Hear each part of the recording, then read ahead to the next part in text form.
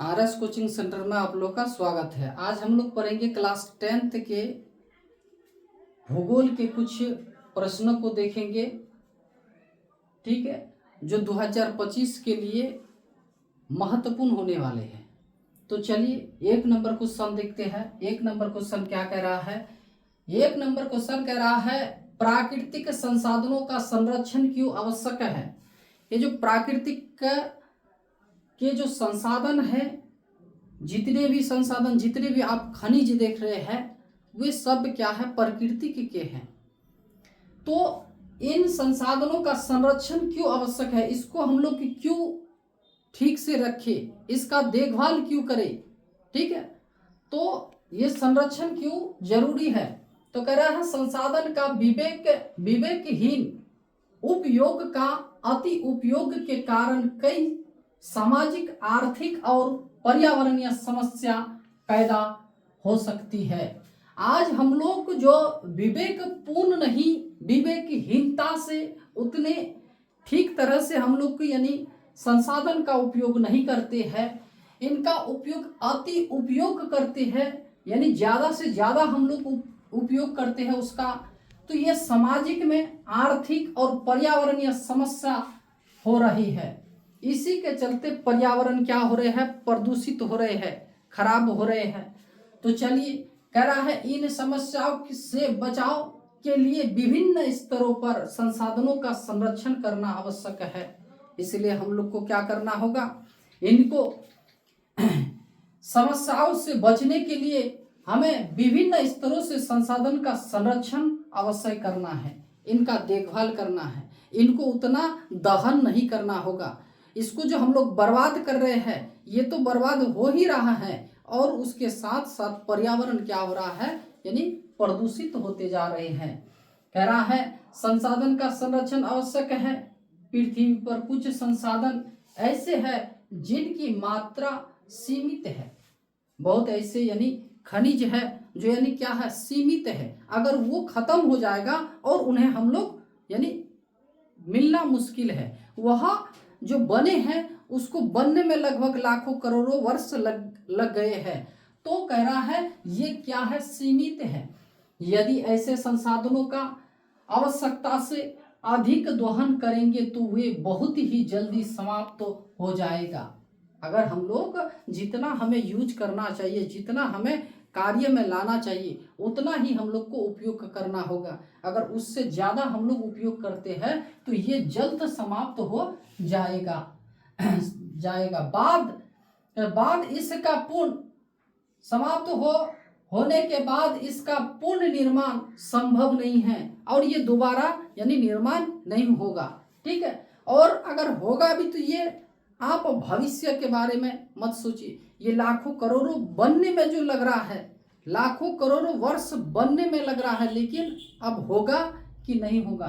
तो कह रहा है निर्माण संभव नहीं है, अतः संसाधनों का संरक्षण आवश्यक है। इसलिए हम लोग को क्या करना है, ये जो संसाधन पेट्रोलियम, डीजल, केरोसिन, कोयला, जितने भी यानी तांबे, लोहा, सोना, चांदी, जितने भी खनिज है, इनका हमें देखभाल करना चाहिए, क्योंकि अगला पीढ़ी के लिए भी हमें छोड़ना चाहिए, उन लोग के लिए भी रखना चाहिए कुछ, ठीक है। इसलिए इस संसाधनों का संरक्षण बहुत ही क्या है, जरूरी है। चलिए नेक्स्ट क्वेश्चन क्या कह रहा है? कह रहा है कपास के उत्पादन में महाराष्ट्र क्यों प्रसिद्ध है। ये जो कपास जो होता है, कपास के उत्पादन में महाराष्ट्र क्यों प्रसिद्ध है, यानी क्यों हम लोग सुनते हैं जो महाराष्ट्र में बहुत ही यानी क्या कपास होते हैं, इसके उत्पादन के क्या मुख्य कारण है, ठीक है। तो चलिए कह रहा है कपास की खेती के लिए काली मिट्टी सर्वाधिक उपयुक्त मानी जाती है, ठीक है। ये जो कपास का जो फसल जो होता है कपास का, तो इसके लिए यानी कौन सी मिट्टी, काली मिट्टी में ही ज्यादातर यानी क्या होते हैं, कपास होते हैं, और वो भी अच्छे खासे होते हैं, ठीक है, अच्छे होते हैं। तो कह रहा है काली मिट्टी सर्वाधिक उपयुक्त मानी जाती है, इसलिए इसे काली कपास की मिट्टी कहते हैं। इसलिए फिर इसको क्या कहते हैं, काली कपास मिट्टी भी कहते हैं। महाराष्ट्र में काली मिट्टी विस्तृत क्षेत्र में पाई जाती है।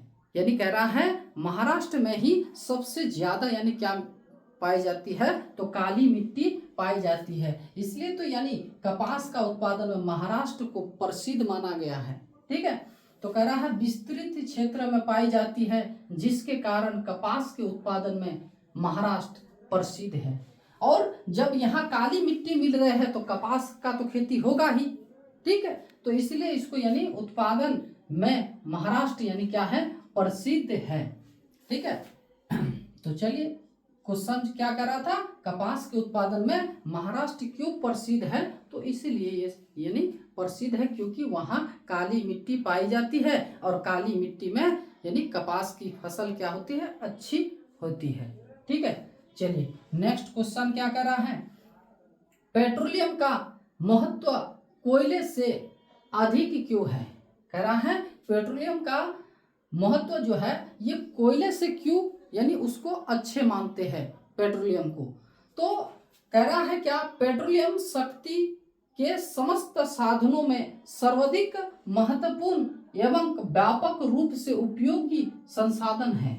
यानी कह रहा है पेट्रोलियम जो है ये शक्ति जो इसका जो हम लोग उपयोग करते हैं सर्वाधिक और संसाधनों में सर्वाधिक करते हैं, ज्यादातर करते हैं। बहुत देखिए आप यानी जेनरेटर जो है उसमें भी हम लोग पेट्रोल का उपयोग करते हैं, सॉरी पेट्रोलियम का। जैसे पेट्रोलियम से बहुत कुछ बनते हैं, डीजल बनते हैं, केरोसिन बनते हैं। ठीक है, तो कह रहा है ये महत्वपूर्ण व्यापक रूप उपयोगी संसाधन है।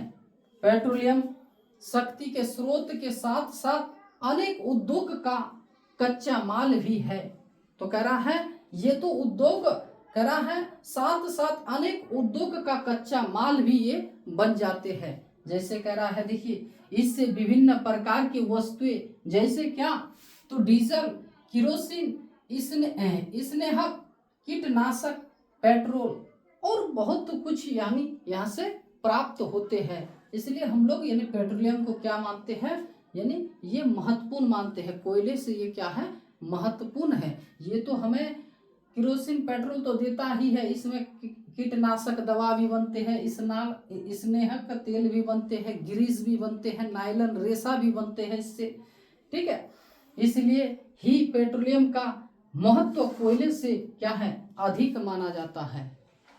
ठीक है, तो चलिए नेक्स्ट क्वेश्चन क्या कर रहा है, कह रहा है उद्योगों से प्रदूषण कैसे फैलते हैं। यानी बड़े बड़े जो फैक्ट्री लगाए गए हैं, ठीक है, बड़े बड़े जो फैक्ट्री लगाए गए हैं, ये जो उद्योग जो चल रहा है इससे प्रदूषण कैसे फैलते हैं, बड़े बड़े फैक्ट्रियों से प्रदूषण कैसे फैलते हैं। तो सुनिए, कह रहा है उद्योगों से प्रदूषण निम्न प्रकार से फैलते हैं। कैसे, तो एक नंबर उद्योग से निकलने वाले धुएं, यानी बड़े बड़े जो फैक्ट्री है तो उनमें तो क्या है, बड़े बड़े मशीन भी है, तो उससे जो निकलने वाले जो धुएं जो निकलते हैं, तो धुएं और गैस जैसे यानी कह रहा है कार्बन डाइऑक्साइड और यानी सल्फर डाइऑक्साइड से वायु प्रदूषण बढ़ता है। ये कार्बन डाइऑक्साइड और सल्फर डाइऑक्साइड से क्या होते हैं, ये प्रदूषण ज्यादा होते हैं, बढ़ते हैं। कौन सा प्रदूषण, तो वायु प्रदूषण बढ़ जाते हैं।